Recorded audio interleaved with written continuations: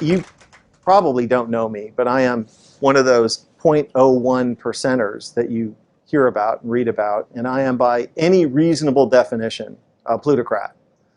And tonight, what I would like to do is speak directly to other plutocrats, to my people, because it feels like it's time for us all to have a chat.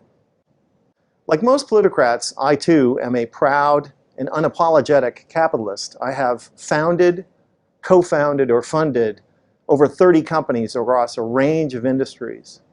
I was the first non-family investor in Amazon.com. I co-founded a company called The Quantive that we sold to Microsoft for $6.4 billion. My friends and I, we own a bank. I tell you this, unbelievable, right? I tell you this to show that my life is like most plutocrats. I have a broad perspective on capitalism and business, and I've been rewarded obscenely for that with a life that most of y'all can't even imagine. Multiple homes, a yacht, my own plane, etc., etc., etc. But let's be honest, I am not the smartest person you've ever met. I am certainly not the hardest working. I was a mediocre student. I'm not technical at all. I can't write a word of code. Truly, my success is the consequence of spectacular luck, of birth, of circumstance, and of timing. But I am actually pretty good at a couple of things. One, I have an unusually high tolerance for risk. And the other is, I have a good sense, a good intuition about what will happen in the future. And I think that that intuition about the future is the essence of good entrepreneurship. So what do I see in our future today, you ask? I see pitchforks, as in angry mobs with pitchforks. Because people like us plutocrats, because while people like us plutocrats are living beyond the dreams of avarice, the other 99% of our fellow citizens are falling farther and farther behind. In 1980, the top 1% of Americans shared about 8% of national wealth, while the bottom 50% of Americans shared 18%. 30 years later, today, the top 1% shares over 20% of national wealth, while the bottom 50% of Americans share 12 or 13. If the trend continues, the top 1% will share over 30% of national wealth in another 30 years, while the bottom 50% of Americans will share just 6%. You see, the problem isn't that we have some inequality. Some inequality is necessary for a high-functioning capitalist democracy. The problem is that inequality is at historic highs today, and it's getting worse every day. And if wealth, power, and income continue to concentrate at the very tippy top, our society will change from a capitalist democracy to a neo-feudalist rentier society like 18th century France. That was, you know, France before the revolution and the mobs with the pitchforks. So I have a message for my fellow plutocrats and zillionaires, and for anyone who lives in a gated bubble world. Wake up. Wake up. It cannot last. Because if we do not do something to fix the glaring economic inequities in our society, the pitchforks will come for us. For no free and open society can long sustain this kind of rising economic inequality. It has never happened. There are no examples. You show me a highly unequal society and I will show you a police state or an uprising. The pitchforks will come for us if we do not address this. It's not a matter of if, it's when. And it will be terrible when they come for everyone, but particularly for people like us plutocrats. I know I must sound like some liberal do-gooder. I'm not. I'm not making a moral argument that economic inequality is wrong. What I'm arguing is that rising economic inequality is stupid and ultimately self-defeating. Rising inequality doesn't just increase our risks from pitchforks, but it's also terrible for business too. So the model for us rich guys should be Henry Ford. When Ford famously introduced the $5 day, which was twice the prevailing wage at the time, he didn't just increase the productivity of his factories. He converted exploited auto workers who were poor into a thriving middle class who could now afford to buy the products that they made. Ford intuited what we now know is true, that an economy is best understood as an ecosystem and characterized by the same kinds of feedback loops you find in a natural ecosystem. The feedback loop between customers and businesses. Raising wages increases demand, which increases hiring, which in turn increases wages and demand and profits. And that virtuous cycle of increasing prosperity is precisely what is missing from today's economic recovery. And this is why we need to put behind us the trickle-down policies that so dominate both political parties and embrace something I call middle-out economics. Middle-out economics rejects the neoclassical economic idea that economies are efficient, linear, mechanistic, that they tend towards equilibrium and fairness, and instead embraces the 21st century idea that economies are complex, adaptive, ecosystemic, that they tend away from equilibrium and toward inequality, that they're not efficient at all, but are effective if well managed. This 21st century perspective allows you to clearly see that capitalism does not work by effectively allocating existing resources. It works by effectively creating new solutions to human problems. The genius of capitalism is that it is an evolutionary solution-finding system. It rewards people for solving other people's problems. The difference between a poor society and a rich society, obviously, is the degree to which that society has generated solutions in the form of products for its citizens.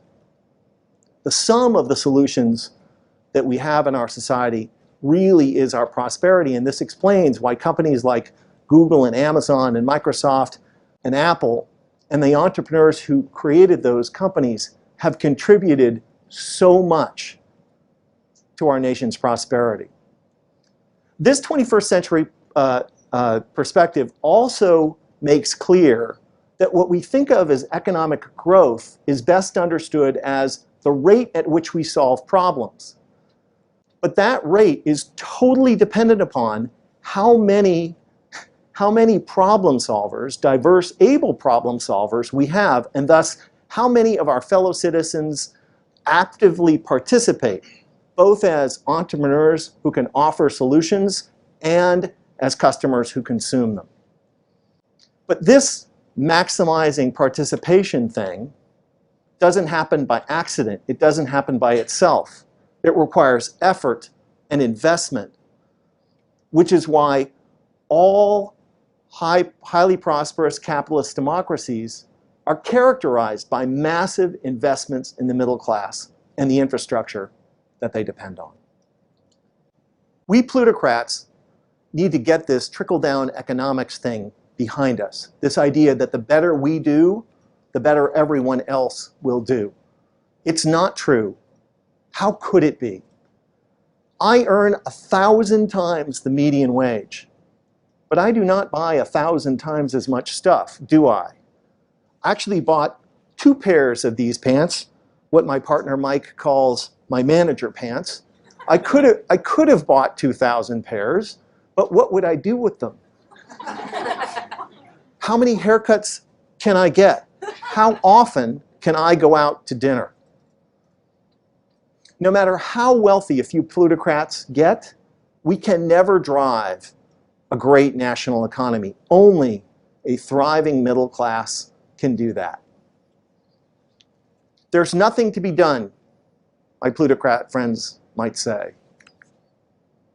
Henry Ford was in a different time. Maybe we can't do some things.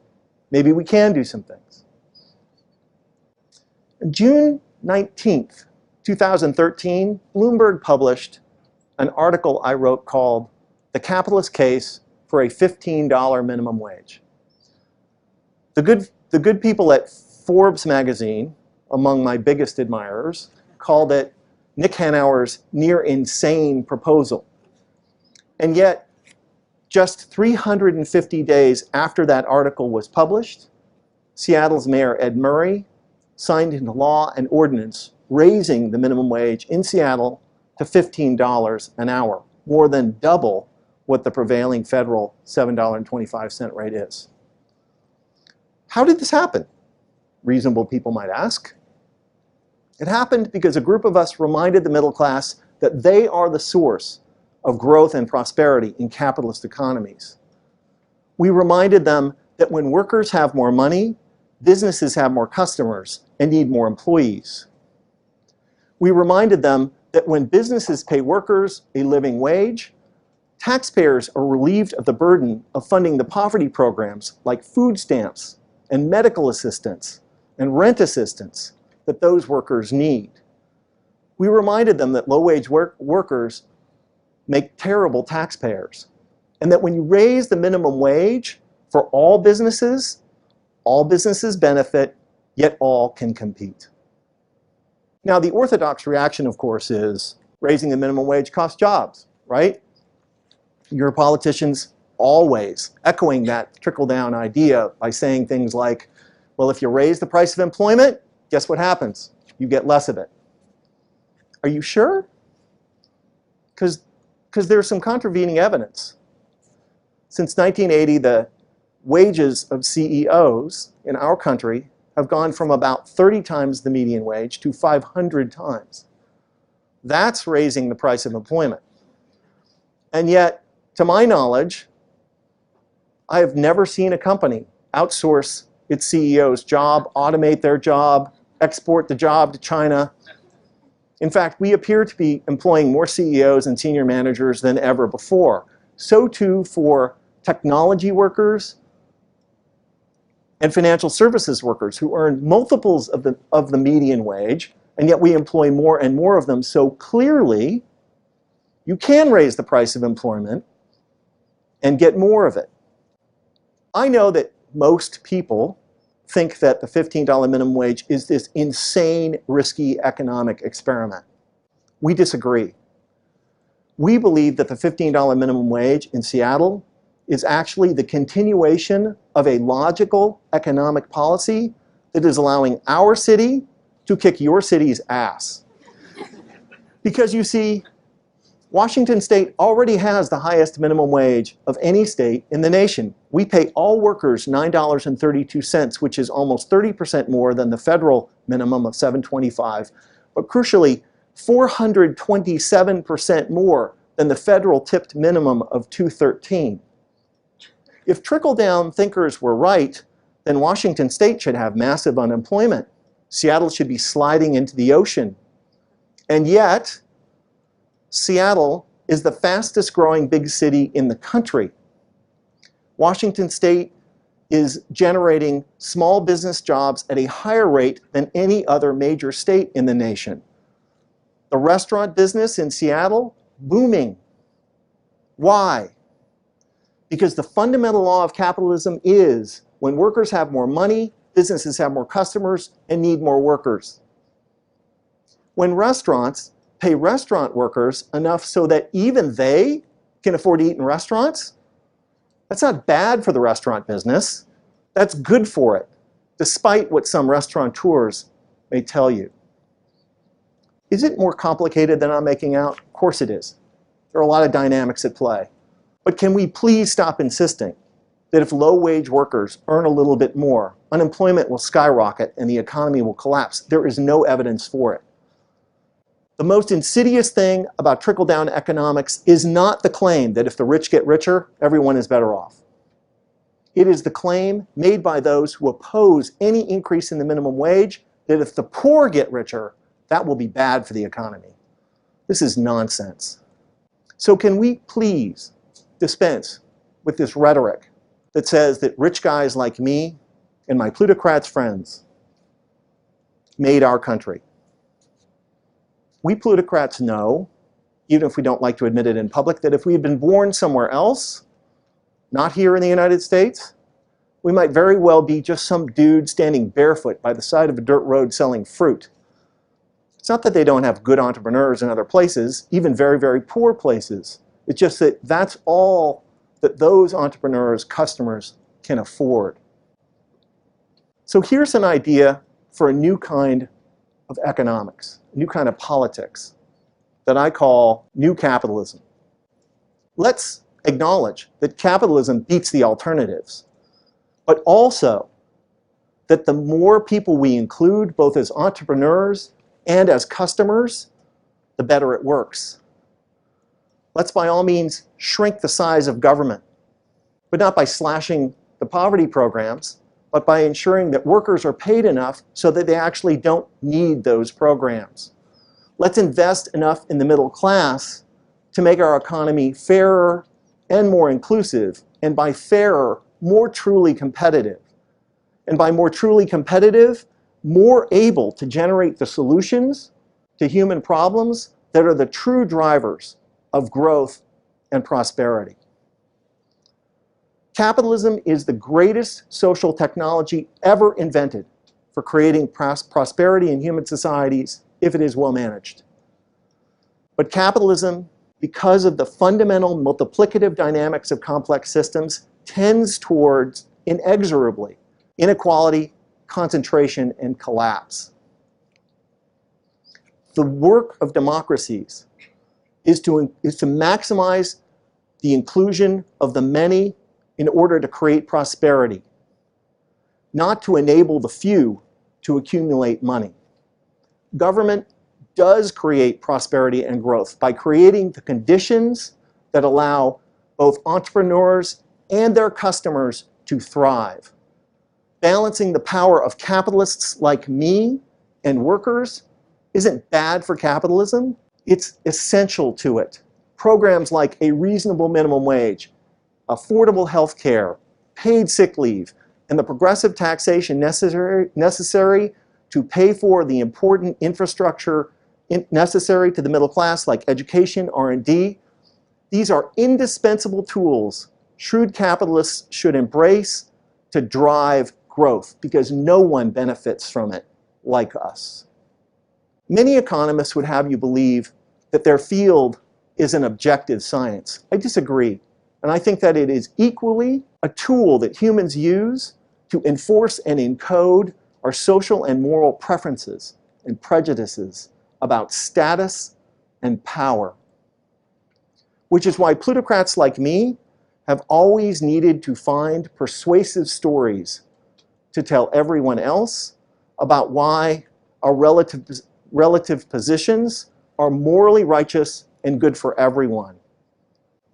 Like, we are indispensable, the job creators, and you are not.